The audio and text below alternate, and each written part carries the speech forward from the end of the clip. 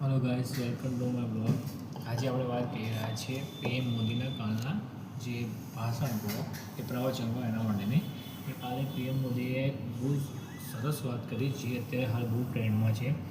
પહેલે તો છે પેટ્રોલ અને ડીઝલ ઉપર કે પેટ્રોલ ડીઝલ અને ગેસની જરૂરિયાત પ્રમાણે ઉપયોગ કરવો હોય છે. કેમ કે અત્યારે કેવું છે કે રશિયા ઈરાન અને અમેરિકા વચ્ચે જે યુદ્ધનો માહોલ ચાલતો હતો એના લીધે બહુ જ બધા દેશોમાં ઇફેક્ટ આવી છે, જેથી કરીને ભારતને ઘણી બધી ઇફેક્ટ આવી છે. તો આપણે દેશના હિતમાં એક વર્ષ સુધી બને તો એટલું આપણે ઓછું ટ્રાય કરીએ કે બને એટલો ઓછો ઉપયોગ કરે. પછી બહુ જ ખાસ અને જરૂરી હોય કે ગોલ્ડની. ગોલ્ડ એટલે તમને ખબર જ છે કે તમે લગ્ન પ્રસંગે લો, કાં તો કોઈ જન્મ હોય ત્યારે લો નાના બાળકોનો, પછી શ્રીમંત હોય ત્યારે લો, પછી કઈ બી નાની નાની વસ્તુમાં આપણે ગોલ્ડ બાય કરીએ છીએ. ગુજરાતી લોકો તો ગોલ્ડ ખરીદવામાં સૌથી આગળ છે.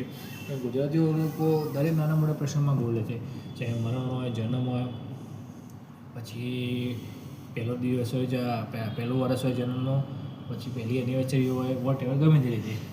પછી મોદી સાહેબે બીજો મહત્ત્વનો મુદ્દો કીધો કે મેટ્રો જેવી જાહેર પરિવહન સુવિધાનો ઉપયોગ કરો, જેથી કરીને પેટ્રોલ અને ડીઝલની બચત થઈ રહી. એટલે જેની પાસે વ્હીકલની સુવિધા છે, લાઈક કે જેને બનતું હોય મેટ્રોમાં આવવાનું, તો મેટ્રોમાં આવવાથી ફાયદો શું થશે કે એટલું ડીઝલ કે પેટ્રોલ આપણા માટે સેવિંગ રહેશે.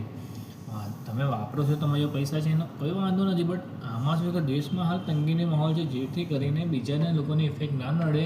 એ કાલ ઉઠીને હમણાં વચ્ચે અઠવાડિયા 15 દિવસ પહેલાં, કાં તો 15 દિવસ 2 મહિના પહેલાંની વાત છે, જ્યારે પેટ્રોલ નહોતું તો 2 દિવસ પબ્લિક બહુ જ પરેશાન થઈ છે પેટ્રોલ પર ધક્કા મૂકીમાં. તો એવી સ્થિતિ રેગ્યુલર ના થઈ જાય, જેથી કરીને આપણે ધ્યાન રાખીએ. ચોથું, શક્ય હોય ત્યાં સુધી રેલવે થકી માલના વાહનનો આગ્રહ રાખવો. ટ્રાવેલિંગનો એક્સપેન્સ બહુ નહીં કરવો. રેલવેથી કે પાર્સલ જે સરકારી વાહનોમાં થતું એનો ઉપયોગ કરવો. કોરોના કાળની જ્યાં વર્ક ફ્રોમ હોમની સુવિધા બી અપનાવો.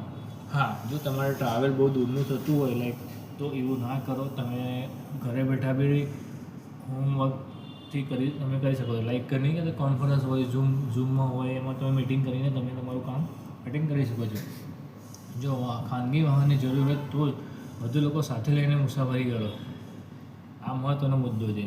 હવે તમારા ઘરમાં 4 સાધન છે અને તમે ચારે અલગ અલગ લઈને જાઓ છો, તો ચારે અલગ અલગ જગ્યા હોય તો ચાલે, બટ એમનો કહેવાનો મતલબ એમ છે કે તમે બને એટલું ઉપયોગ ઓછો ટાળો, જેથી કરીને આપણી જોડે એની બચત રહે. 1 વર્ષ સુધી વિદેશ ફરવા જવાના, કાં તો ત્યાં લગ્નમાં જવાનું, કાં તો ત્યાં કોઈ બી પ્રવાસ ટાળો. તમે અત્યારે પણ મોટા મોટા લોકો બહાર લગ્નમાં જાય છે, કાં તો કોઈકના રિલેટિવના લગ્ન હોય ત્યાં કોઈ ફરવા જાય, અત્યારે ક્યાંય ના જાઓ, ખોટો ખર્ચો ના કરો. બને એટલું તમારે મળે. ભોજનમાં બી તેલનો ઉપયોગ ઓછો કરો. આ વસ્તુ ઘરગથ્થુ માટે ખાસ કીધી છે, કેમ કે તેલના ડબ્બાના બી ભાવ છે. આપણી પાસે કોઈ કૂવા નથી પેટ્રોલના, નથી તેલના, નથી ડીઝલના, નથી ઓઇલના. ને ઇલેક્ટ્રિક વાહનનો ખાસો ઉપયોગ કરો. મોદી સાહેબ આ વસ્તુ ખરેખર સાચી વાત છે કે ઇલેક્ટ્રિક વાહનનો ઉપયોગ કરો, જેમાં સરકાર અમુક સબસિડી બી આપે છે તમારે લેવી હોય તો, જેથી કરીને તમને બી ફાયદો રહે. અને સ્વદેશી વસ્તુઓ ખરીદવા પર ભાર મૂકો. આપણા દેશની વસ્તુઓ ખરીદો, બહારના દેશી ના ખરીદો. જુસી પ્રાડા, આ બધી જે બી આવતી હોય બ્રાન્ડ મોટી મોટી, પુમા, રેમંડ, પછી કઈ આવે એડિડાસ, આ બધી બ્રાન્ડને આપણા ગુજરાતની હોય, કાં તો આપણા દેશની હોય, ઇન્ડિયાની, એની વાપરો. દુનિયાની વિકટ વિદેશ મુદ્રાનો ઉપયોગ ઓછો કરો. બહારથી વસ્તુ ઓછી મંગાવો, આપણા દેશની વાપરો.